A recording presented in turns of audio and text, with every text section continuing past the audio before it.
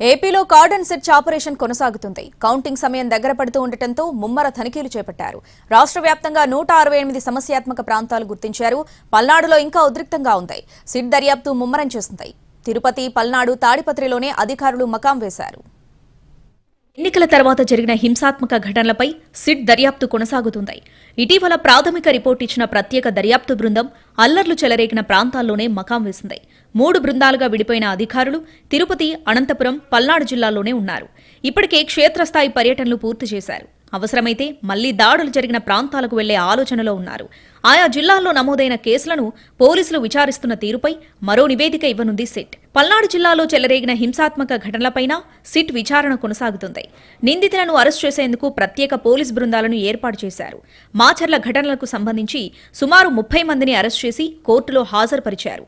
మరికొంతమందిని అదుపులోకి తీసుకుని విచారిస్తున్నట్టు తెలిసింది. పల్నాడులో ఉద్రిక్త పరిస్థితులు ఇంకా కొనసాగుతున్నాయి.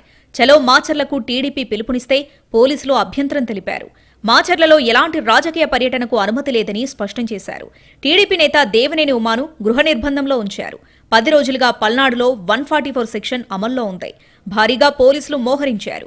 గ్రామాల్లో కవ్వింపు చర్యలకు పాల్పడుతున్న పార్టీల కార్యకర్తలను అదుపులోకి తీసుకుంటున్నారు. అక్కడక్కడా చెదురుముదురు ఘటనలు జరుగుతున్నాయి. నిందితుల కోసం గాలింపు ముమ్మరంగా సాగుతుంది. ఈవీఎం ధ్వంసం కేసులో పీఓ, ఏపీఓను సస్పెండ్ చేయాలని సీఈఓ ముఖేష్ కుమార్ మీనా ఆదేశాలిచ్చారు. మాచర్లలో టీడీపీ నేతల పర్యటన ఈ సమయంలో సరికాదని ఆయన అన్నారు. అనంతపురం జిల్లా తాడిపత్రికి సిట్ బృందం మరోసారొచ్చింది. తాడిపత్రి రూరల్ పోలీస్ స్టేషన్కు వెళ్లి దాడులకు సంబంధించిన వీడియోలు, రికార్డులను పరిశీలించింది. అల్లర్లకు ప్రధాన కారణంగా గుర్తించిన రాళ్ల దాడిని ఎందుకు నియంత్రించలేకపోయారని స్థానిక పోలీసులను సిట్ ప్రశ్నించినట్లు తెలిసింది. గొడవలు జరిగే ప్రమాదముందని ఇంటెలిజెన్స్ ముందే గుర్తించి సమాచారం ఇచ్చారా లేదా, సమాచారం ఇచ్చినా స్థానిక పోలీసులు నిర్లక్ష్యంగా వ్యవహరించారా అనే కోణాల్లో సిట్ దర్యాప్తు చేస్తుందని తెలుస్తోంది. కౌంటింగ్ పూర్తయ్యే వరకు సిట్ బృందం తాడిపత్రిలోనే ఉంటుందనే ప్రచారం సాగుతుంది. తిరుపతి జిల్లా చంద్రగిరిలో పోలీసులు అలర్ట్ అయ్యారు. నారావారిపల్లి, శేషాపురం, భీమవరంలో కేంద్ర బలగాలతో ఫ్లాగ్ మార్చ్ నిర్వహించారు.